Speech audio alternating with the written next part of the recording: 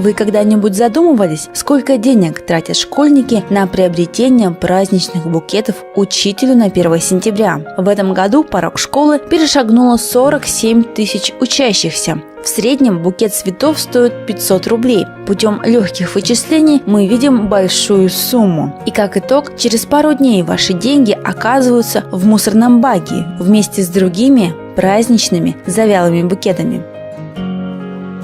В этом году 47 классов из Якутска, Нюрбе и Алекминска решили начать учебный год с доброго дела и приняли участие в акции «Добро в руках», которая во второй год проводит благотворительный фонд «Харасхал». Инициатива исходила от детей, родителей и учителей, именно от тех, кто формирует наше будущее. Несмотря на простое условие купить всего один букет, а сэкономленные деньги передать на благотворительность нуждающимся детям.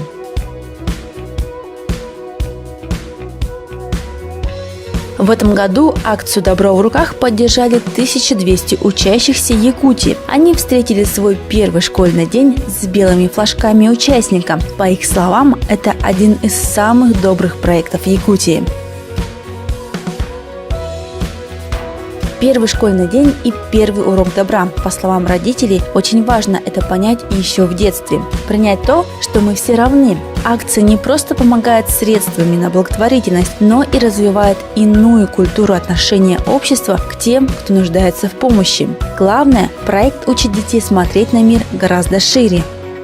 Это очень благородно, то, что мы помогаем, именно нуждающим детям. Поэтому наши родители, весь наш класс именно участвуем в этой акции. Благодаря вашей акции. Спасибо, чтобы они были, главное, здоровьем. Все. Мы ученики 6 Г-класса. Мы уже второй год поддерживаем эту акцию. Нам нравится выходить на линейку и выделяться среди других классов.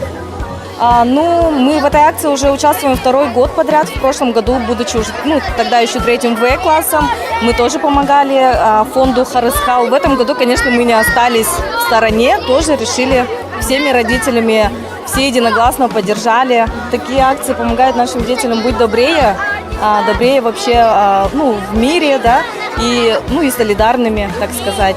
Конечно, дети у нас очень добрые, хорошие. Принимаем участие в этой акции, чтобы дети, которые болеют, чтобы они смогли вылечиться, чтобы они смогли, как мы, играть, ходить в школу. Мы надеемся, что наша помощь может изменить жизнь других детей к лучшему и призываем всех участвовать в таких акциях. Добро в руках!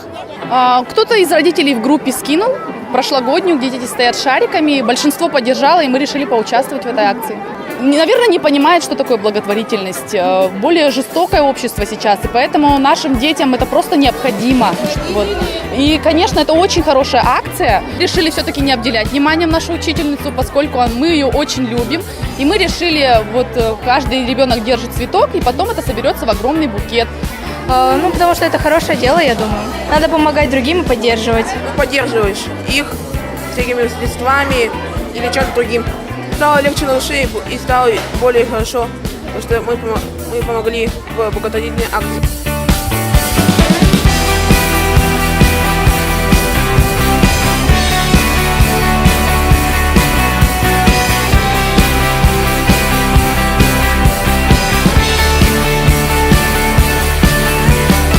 В рамках благотворительной акции «Добро в руках» мы собрали 300 тысяч рублей. Вырученные средства пойдут на организацию дневных площадок для детей с инвалидностью и стационарного лагеря. Мы выражаем огромную благодарность всем, кто нас поддержал. Очень рады, что школьники и родители готовы быть открытыми, милосердными. Благодаря этому наши дети могут с пользой провести летнее время, летнюю каникулу, осенние, весенние.